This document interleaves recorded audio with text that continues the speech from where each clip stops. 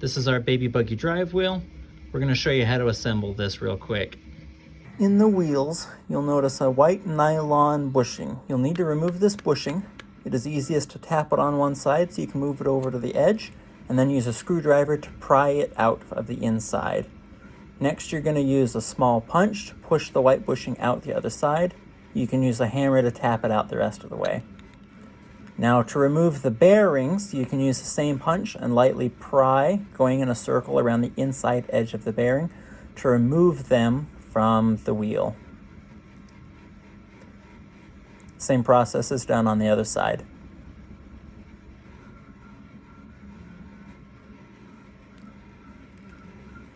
Now we're going to take the outer wheel assembly. It's a small black piece here. Put it into the center of the wheel. It's a very tight fit, so we'll need to hammer it in the rest of the way with a hammer here. You'll notice when it's all the way in, it's going to be a flush fit. Now we're going to take the inner wheel assembly. It's this black piece with the hole slot in it. Take our nut, slip it into that hole. You'll need to line up the edges. Push it all the way in with our little hole punch here. You'll know it's all the way in when you can see all the way through the whole edge, through the center of the threads. Now we need to put the center nut in. You go ahead and thread it on this bolt, make it a little bit easier. Push it down into the hexagonal hole at the very base and then lightly tap it into its fitting. We can then remove our remove the bolt, and then we can put our inner wheel assembly into the wheel. Again, we're going to hammer this in the rest of the way so it's flush. So these wheels are under a lot of force since they're the main drive wheels. We're going to use a bit of Loctite to lock in our bolts. You're going to want to do this on the inside and the outside, all of the nuts that are in it, just to make sure that nothing slips out of place while we're driving.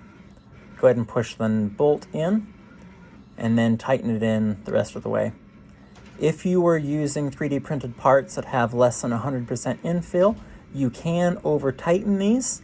That will cause the 3D printed part to crack, but if you're at 100% infill for the outer part, you don't have to worry about that. I forgot to put Loctite on this one, so I'm going to pull it out real quick. Again, this just makes sure that everything stays in place and the wheels don't accidentally slip off while you're driving.